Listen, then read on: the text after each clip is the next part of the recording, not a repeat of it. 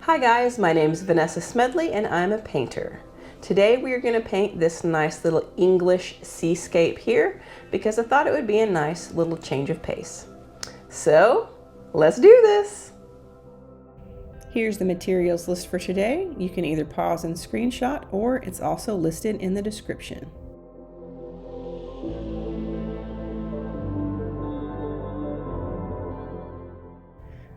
To start out with, I'm just going to mask off this white part of the house and these little railings here. So I start my mixing by mixing up some Cerulean Blue, and then I add a little bit of Quinacridone Rose next to that. Then I mix Hansa Yellow Deep with some Cobalt Blue Violet, and some Pyrrol Scarlet with Quinacridone Rose and Hansa Yellow Deep. Then I mix some Cobalt Blue Violet with a little bit of Hansa Yellow Light. We're going to start by creating this lovely sunset, so I am wetting the sky area with my Hake brush with nice clean water. So I start with the Cerulean Blue and work my way downwards. The next color I add in is the Quinacridone Rose, and then it goes to the Hansa Yellow Light, and then I do the Hansa Yellow Deep mixture, and then the red mixture, and then a little line of the Cobalt Blue Violet right when it hits the horizon.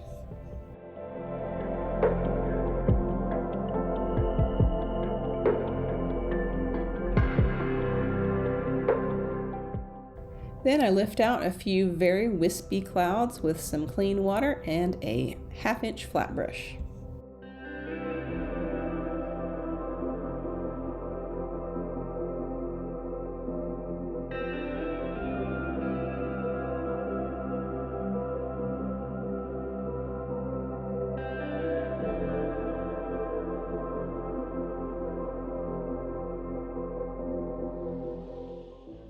Some of my color got carried away, so I'm using a flat brush and some clear water to try to lift that out. Normally I wouldn't bother, but this is going to be very light underneath it, and I didn't want that to bleed over. Now I'm mixing up the color that I'm going to use for the water, and that is Cobalt Blue Violet mixed with some Payne's Gray and some Hansa Yellow Light.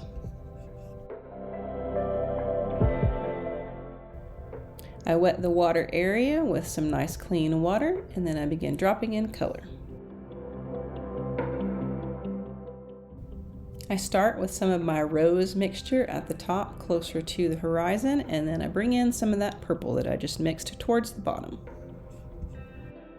Then a hair from one of the brushes jumped in here and fought me tremendously for quite a while. Little sucker. But anyway, I added a little bit of the Cerulean Blue close to the shoreline. And then I mixed up a darker consistency of that purple and began to add it closest to the viewer.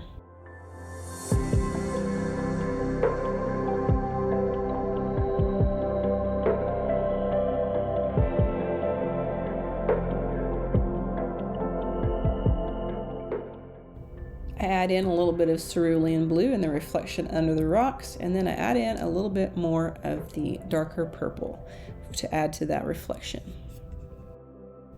And then I add in a little bit of Payne's Gray for some extra darkness.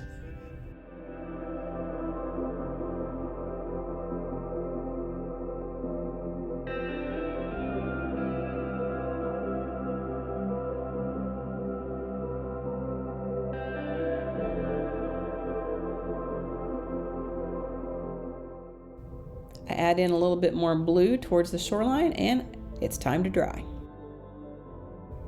And here I go mixing up the rest of the colors we need. So we've got some transparent brown oxide that I mix with Payne's Gray, and then a pool of the transparent brown oxide by itself, and then the same color but watered down.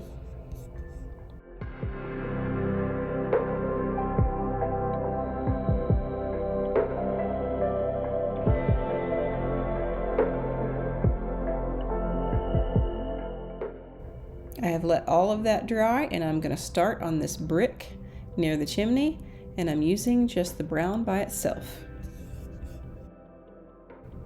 Then I add in some shadow with the darker of the browns. And now I am dry brushing in the various mixes of brown into this area of brush and trees next to the building.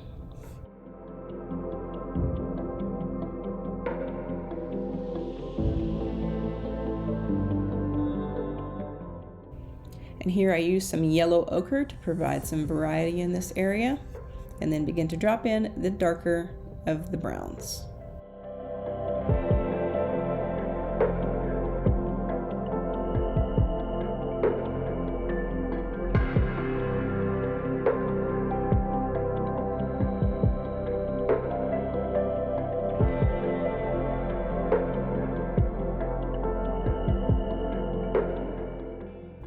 On the roof, I start with the lighter of the browns and then I work my way darker as I go to the right.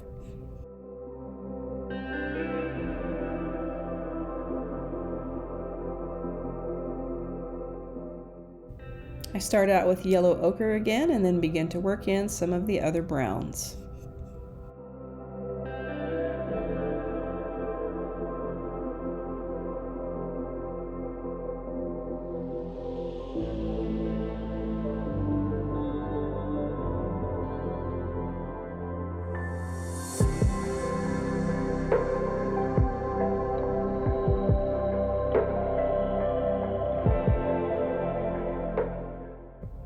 I'm going to add a little lighter colored tree trunk here, so I use the rounded edge of my store card that I cut in half and I scrape in the tree trunk into the wet paint.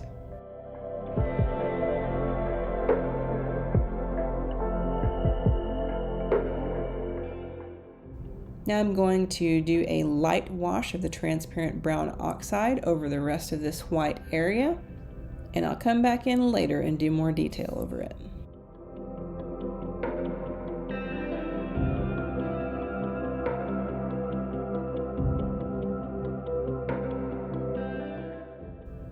While this is still wet, I'm going to go ahead and drop in a darker consistency of this color so that it can start to diffuse and blend.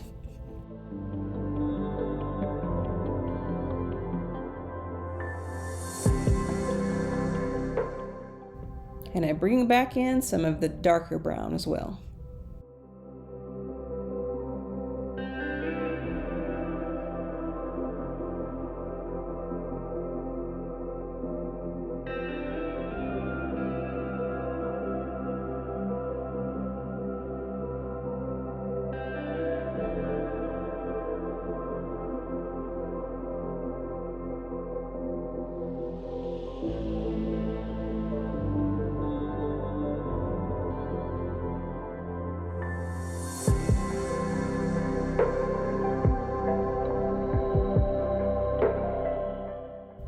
I have let all that dry, and now I've mixed up a darker consistency of the Payne's gray and brown mixture, and I'm adding that over the whole rock area.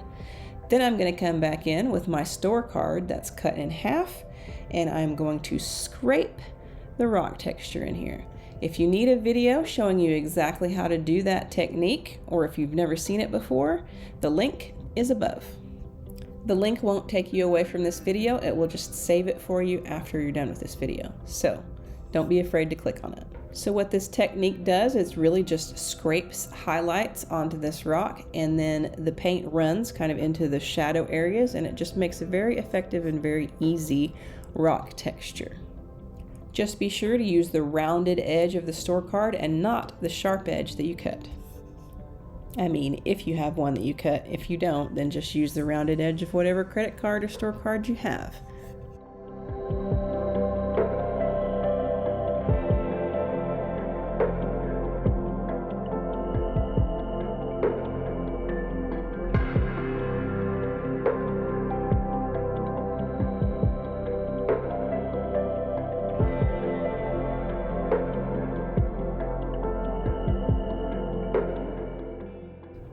Now I could go on and on about what I'm doing here, or I could just be quiet and let you watch, because what I'm doing is just detail darkening, and that's pretty much it.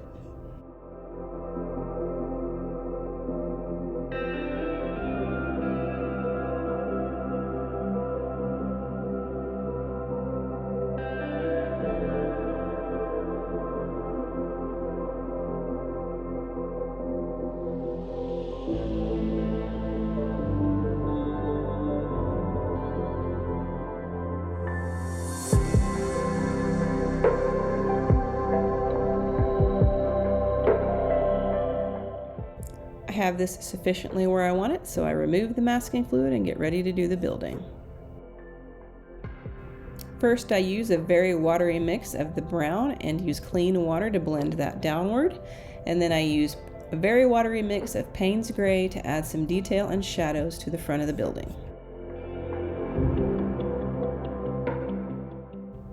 For the windows, I'm using some yellow ochre, and then I'll use some of the brown for the door.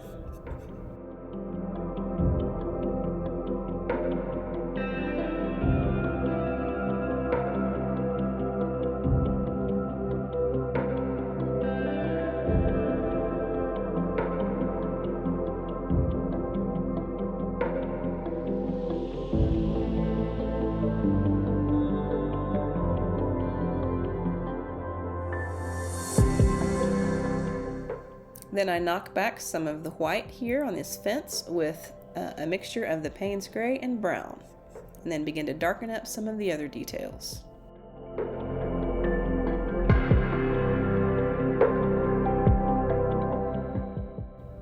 The harsh edges that were left on top of the rock, I'm using a wet shop towel to smudge that out a little bit. I totally got that technique from Paul Clark. Credit where credit is due. He's great. I love watching Paul. I watch him and several others while I'm on the treadmill, to be honest. Then I get out my zero-sized round brush and I use some Payne's Gray to paint in the inner ledges on the windows and the door.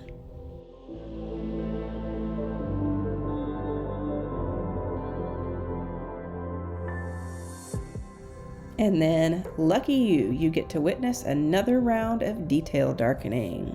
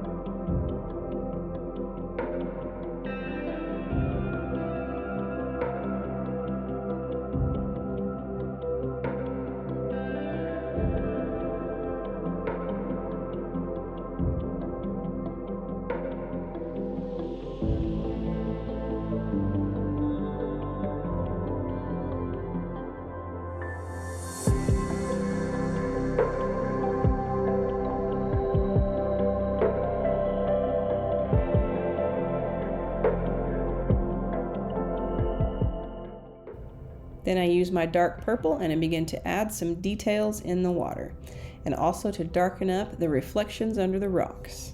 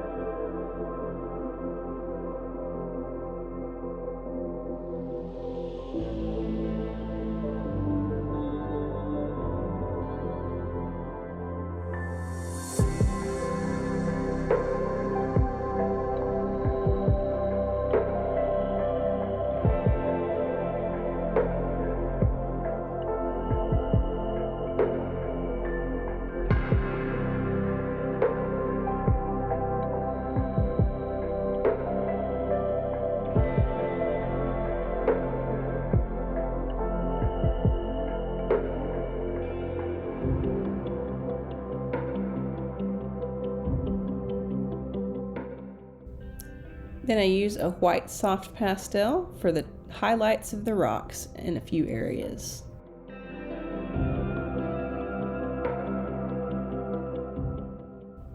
Then I use a white pastel pencil to add a few highlights here and there.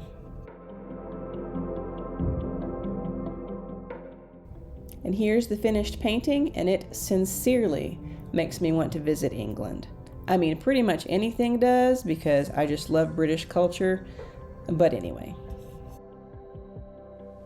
And there you have it, a nice little English seascape. Don't forget to like, comment, subscribe, share, all that stuff, because that's how this channel gets to grow.